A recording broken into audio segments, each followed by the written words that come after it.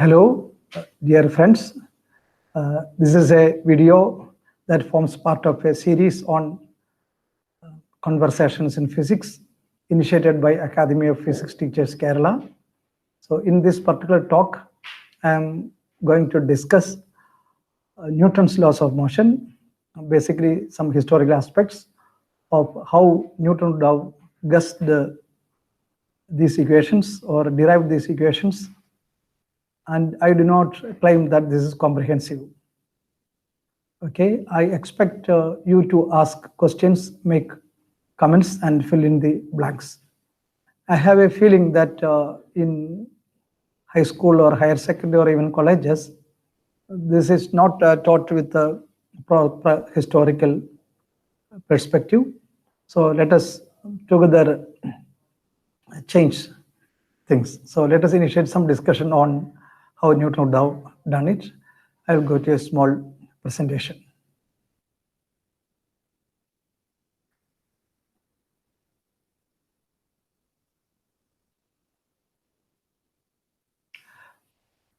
Okay, this is the first slide. This is just an introductory slide. Let me go to the next slide. Okay, first law of motion. All of you know that the law states that a particle will either remain rest or move in a straight line with a uniform speed unless there is an external unbalanced force acting on it. This was actually known to people who lived before Newton, like Descartes, and Galileo. Newton does not claim originality to this equation, so it's his own. It's not his invention or discovery, but it was known. But Newton comprehended it much better than the others, and he could combine with the other laws to give a solid foundation for all of physics. So you may ask how these people guessed this equation. Let me ask you a question in the beginning. Why it took so long for people to understand and realize the validity of this equation? It looks so simple. I think one reason is that if you look around, it is easier to find things that are at rest and forces being zero. But it's very difficult to find something moving in a straight line with a uniform speed without any force acting on it. Usually you don't see. I have not seen anything that is moving continuously forever with a uniform speed without any force. Of course, you may say that Earth is going around Sun, but that is not in a straight line. Okay, so I will try to explain how Galileo arrived at this equation by a series of experiments, both real experiments and thought experiments and ideas like extrapolation. So let me go to the next slide. Okay, this is an inclined plane. Galileo was very clever in using inclined planes to arrive at interesting results. So let me explain. See, assume that there's a ball sitting here, okay, and it is allowed to roll down. What do you expect? It will roll down to the bottom and then go up to some height, right? Because of some loss due to friction, it may not reach the same height, but it will reach a height which is little below the height of the original ball. So Galileo improved things by polishing the surfaces of both the ball and the inclined plane, and then he found that it goes higher if the friction is reduced. And then Galileo made an extrapolation. He argued that if someone could reduce the frictional force to zero, then you expect it to reach the same height.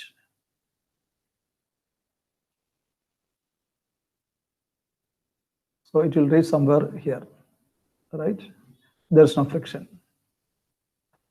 It's reasonable, but that was Galileo's trick or technique of extrapolation, that he could not have reduced the friction to zero, but he made an assumption that if we could reduce the friction to zero, it will reach the same height.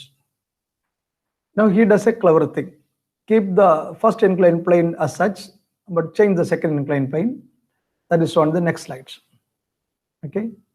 So the case is same for the first inclined plane, but now it's different for the second one. So by the same argument, if this particle has to reach the same height, it has to go to a larger distance.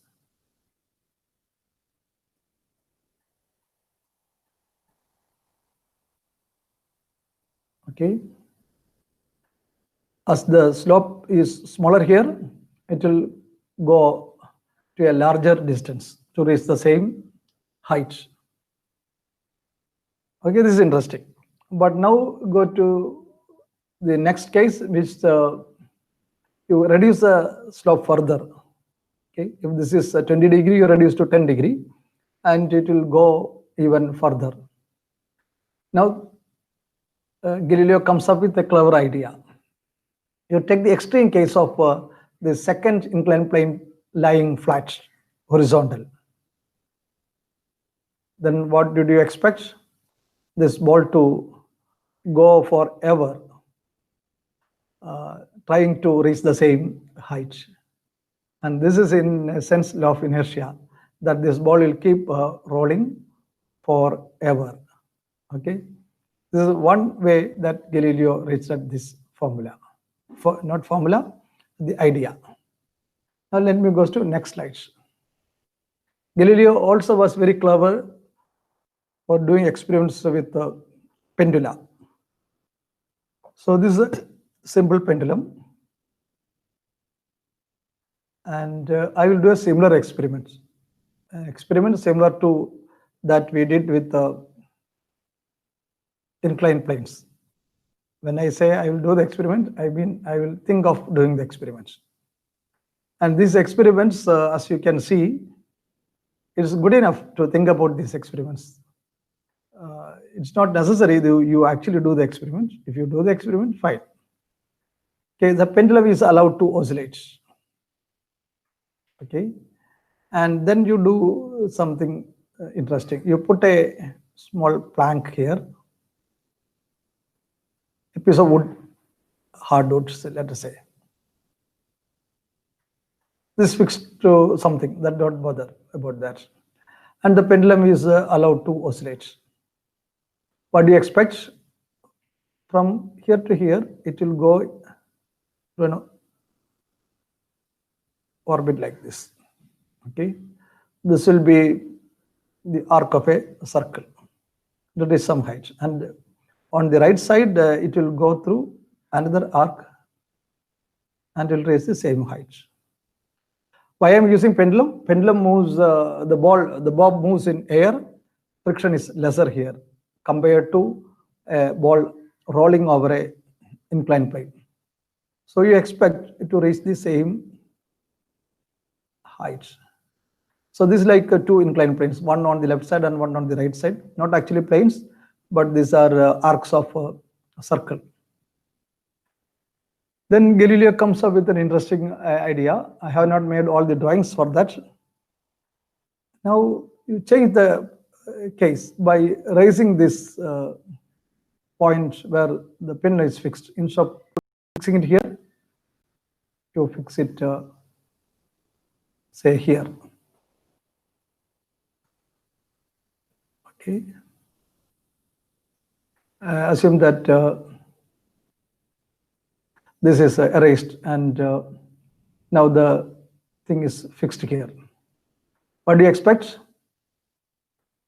On the left side, you don't anticipate any difference, because for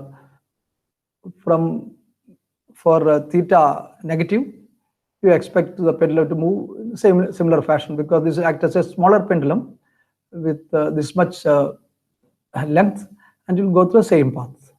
But on the right side, again it will be arc of a circle, but with a larger radius. So it will move like something like this. So for the same height, it will go to a larger distance because it will reach the same height, horizontal height.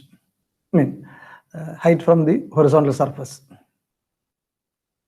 Now take the extreme case of fixing this pendulum at a very extremely large height, let us say infinite. Then what happens? This part remains same, but in the on the right side it will keep going all the way up to a very extremely large distance. And if the pendulum is fixed at infinity, this will go to infinity. And this is again Newton's first law. Okay, this is another interesting demonstration thanks to Galileo. And now there's another interesting argument. This is related to what's called Galilean relativity. That is whether you stay on a ground or travel in a ship that is moving with a velocity v in a straight line, the laws of physics will be same. Can you imagine this?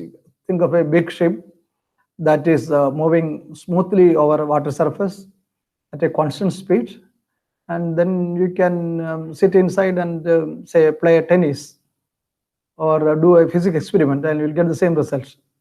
You just think of this thing. You think that there's a ball sitting there, okay? And as far as these observers are concerned, it is at rest and will remain at rest if there is no force acting on it. But think of a person standing outside and he is observing this ball. What would he or she see?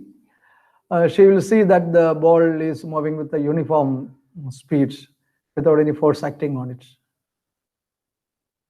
All right. So this idea of Galilean relativity, which Galileo had many arguments for, shows that if something can take rest in a frame without any force, in another frame it will appear to move with constant speed, moving along a straight line.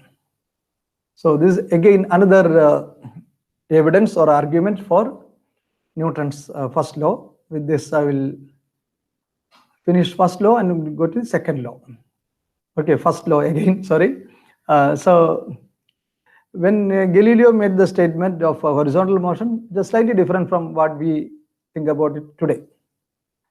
When Galileo said horizontal motion, what he meant was, say, something that is parallel to Earth's surface, so that the distance from the center of the Earth to the surface remains constant. So strictly speaking, his horizontal motion was not actually straight motion because Earth's surface is curved. So according to him, things should have moved this way because he did not think much about gravitational force acting towards center. But if you follow Newton's version of the first law, if there's no force, this thing should go in a straight line, tangential to the surface. But in fact, there will be gravitational force and it will move like this because of gravitational force. But let us imagine that there's no gravitational force. Sorry. Then according to Newton, it will move tangentially. Okay, so there's a slight difference between Galileo's version and Newton's version. Galileo assumed that it will move parallel to the surface of Earth if there's no force. Newton said if there's no force, things should go in a tangential line. It should go in a right line or straight line. Now, second law. This is the usual statement of Newton's second law. If there's a force, then the momentum will change and the rate of change of momentum will be equal to force. Actually, Newton said it is proportional, but usually we take that proportional constant to be 1. So we usually write F equal to d by dt of mv or ma in cases where m is constant. This is the statement of Newton's second law. And this was not known to Galileo. Now let us try to find out how Newton would have guessed it. Actually, Newton thought about this law along with the law of gravity and motion of celestial bodies, but gravity will be discussed in another lecture, so I will not go into gravity in this talk. I will talk about this law without much reference to gravity. Okay, think of this. Though Galileo did not actually write Newton's second law, he had made some interesting observations. This again motion along inclined plane. You may ask why Galileo had this fascination for inclined plane. Galileo would have been happier studying motion under gravity by free fall. But in the case of free fall, things fall very fast, and you cannot make measurement of time or displacement with accuracy unless you have this modern kind of electronic equipment, which Galileo, of course, did not have. During Galileo's time, there were not even good clocks. Sometimes he used his own heartbeat to find time, and later he used pendulums to find time. So here I am showing a pendulum that will show the time. So every time it crosses this, I have put a mark here, or Galileo put a mark there. Okay. So what is the experiment? You allow something to slide down an inclined plane. And after equal intervals of time, these are all equal intervals of time, t, t, t, t, you find how much distance it travels. Then Galileo found that the distance travel is, total distance travel is proportional to time square. Nowadays, we know the expression that S has to be equal to some half a t square if it starts from rest with, and if it is moving with some constant acceleration. So what Galileo found was that Galileo found that S is proportional to t square. From that, Newton could work out that if S is proportional to t square, speed or velocity is proportional to t, and acceleration, which is rate of change of velocity, is constant. So that's an interesting thing. And under constant acceleration, is proportional to t square. So Newton could argue that under free fall or falling through inclined plane, the acceleration is constant. And if you think of a gravitational force, then the gravitational force will be the same whether it is at this point or this point, because according to Newton's own finding, gravitational force depends on the distance from Earth's center to that point. Okay, in the case of terrestrial motions. So whether it is here or here, there's not much difference if the distance is measured from the center of Earth. So it's constant whether it is in this place or here. So there's a constant force. So in this case, at least, this constant force is related to constant acceleration.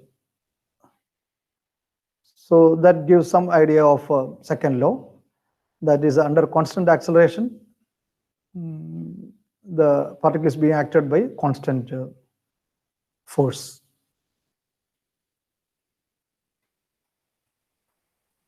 Now let me consider another case.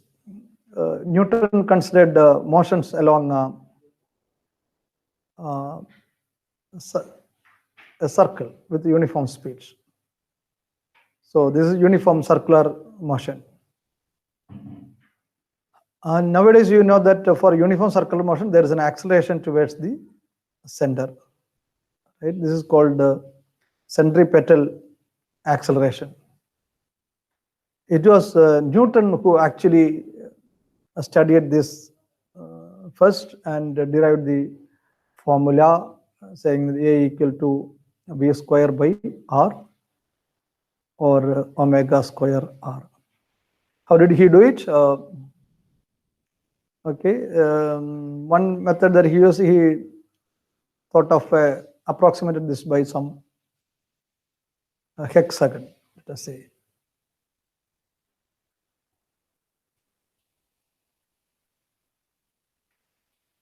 Put a hexagon. And you think of a case where a particle is moving along this direction, then it sort of gets reflected and then goes in this direction and keep moving along a hexagon. So during this segment, it is in uniform motion, and in this there's uniform motion. There's a change in the direction of movements, and from that you can find the change in speed here or change in velocity here, and you can see that it is in this direction, and divide by the average time for each turn. Actually, for change the direction, it doesn't take time, but you take the mean time between two turnings, and you find the average acceleration, and then you find it's in this direction. Then you can do an extrapolation. Instead of this hexagon, you consider a 12-sided polygon, okay, like this. I will not make the complete drawing. You think of this, okay, with a 12-sided polygon. Then make it 24 sides, 48 side, 96 side, etc. And eventually take the limit of number of sides going to infinite. And in that case, this motion becomes a uniform circular motion.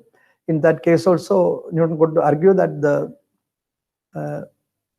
direction of acceleration is towards the center, and it satisfies this formula V square by R and omega square R. Okay, in the case of gravitational force, for example, Earth going around Sun or Moon going around Earth, you know that the motion is closer to circle, and the direction of force is between the two bodies. Now you may say that actual motion is in ellipses and the direction is towards one of the foci, and even that Newton considered, but for simplicity I am taking the case of circular motions. So this is another achievement by Newton. So this shows the direction of the formula also, that is F equal to ma. If force is centripetal, acceleration is also centripetal. So both the magnitude and direction, it works out well in the case of circular motion. This was another strong point that Newton had. Now this apparatus, you know, this is known as Newton's cradle. Probably this name Newton's cradle was given by some people who tried to market this set of pendulum fixed like that. I don't think Newton made a design of this particular apparatus, but many people, Newton, Galileo, Huygens, all these people, I think, did experiments with pendulum. So this kind of apparatus or consideration of collision, you can help viewers in convincing that the second law is valid. How do you do it? You don't need here there's five pendula for it. You consider just a collision of bodies. Okay, so this is just to demonstrate the collision of bodies. Suppose you have two pendulum. Okay, one here and the other is coming and hitting it. First of all, how do you make an estimate of the speed at which it is hitting? You can make a small calculation and show that this theta and this speed which it is going to hit are proportional. So even if you can't measure V directly, you can make measurement of this angle, and can verify this formula. So when a body comes and hits, there will be a change in momentum of this body, and that will tell you what the force that is acting on this, assuming Newton's second law. And for this also you can calculate the rate of change of momentum and see that the formula works. That is F equal to ma can be applied both for this ball and this ball or bob. Okay, in this case is identical. So what will happen is that this momentum of the first body will be transferred to the second body. But you can consider other cases where this has small m mass and this has capital M mass. Then it's a little more complicated, but you can verify that the momentum conservation laws are satisfied. Also, the force and the effects is related by the formula F equal to ma. This kind of apparatus is useful for verifying Newton's third law also, because you can calculate what is the force that the particle 1 exert on particle 2, and you can also find the force that the particle 2 will exert on particle 1, assuming that it is elastic collisions, and then you can verify Newton's third law also. Okay, let me repeat, you don't have to actually measure the speed, but use the fact that the speed is proportional to the angle for a body of a given mass.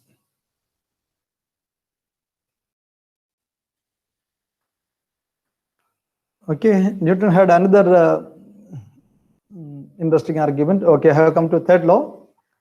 See, I was discussing about third law earlier also when we consider collision of bodies. From study of its change in momentum, you can actually verify third law. That is, if you have two bodies, the force exerted by first body on the second body will be equal and opposite to the force that the second body exerts on the first body. Now this is an interesting case. This is supposed to represent Earth. Okay, let me change the color.